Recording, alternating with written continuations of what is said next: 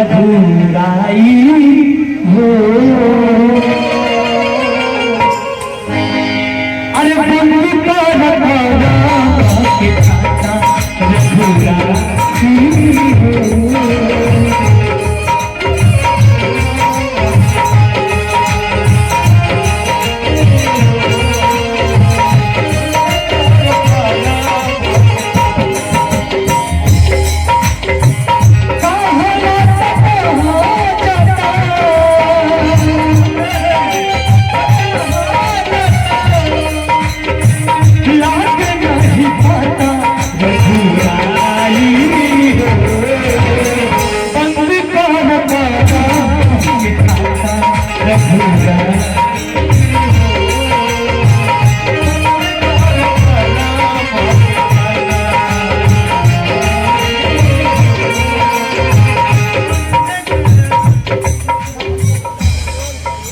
पैसा ले ली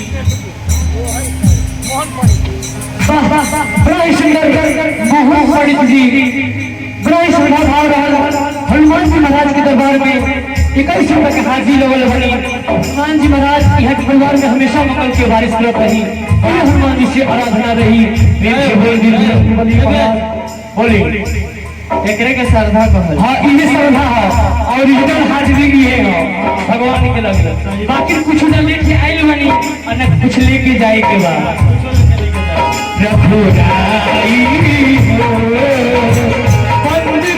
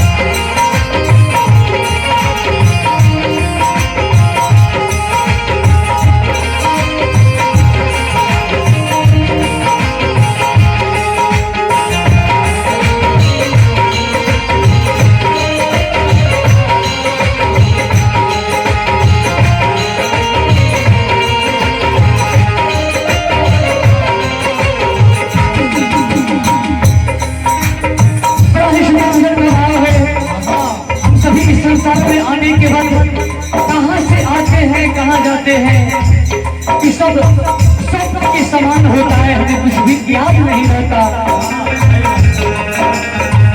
सपना के खेला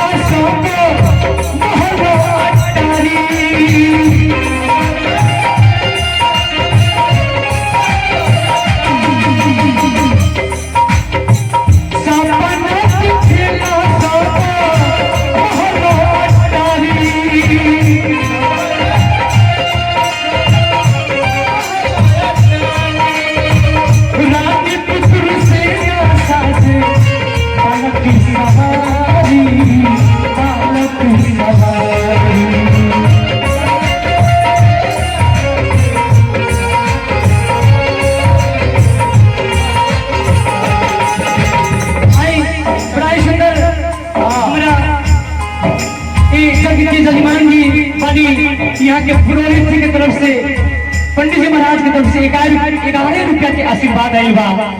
हमेशा कृपा दृष्टि बने रहो। हनुमान जी कृपा बनौले रही और हमने पर आशीर्वाद बनौले रही। सही बात।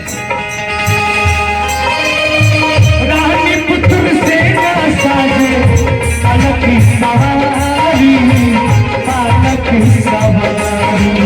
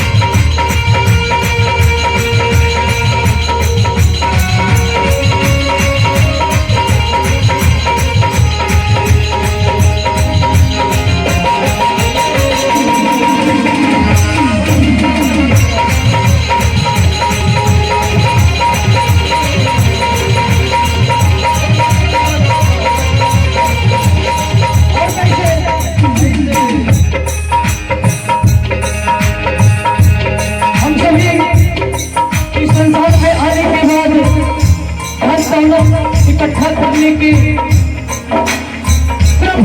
आप कष्ट होते हैं। हाँ, कितना पैसा कमा ले, कितना धन इकट्ठा कर ले, लेकिन कुछ भी नहीं है, सब कुछ छोड़ के जाना है। हाँ हाँ, राई राई छोड़ी छोड़ी हर लोग जाना,